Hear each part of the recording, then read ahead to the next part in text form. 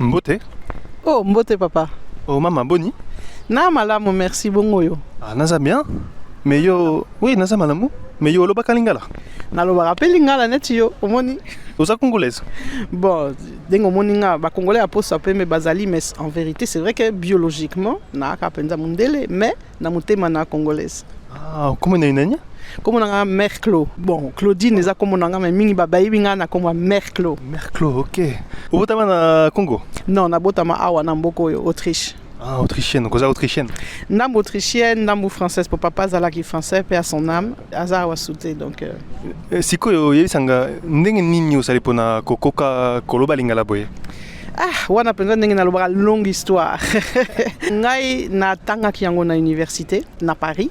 Na Paris okoki koyekola lingala. En fait na époque nanga pour ndenge ozomona nga peut-être j'apparais un peu jeune mais naza sous jeune pensate na 55 ans à l'époque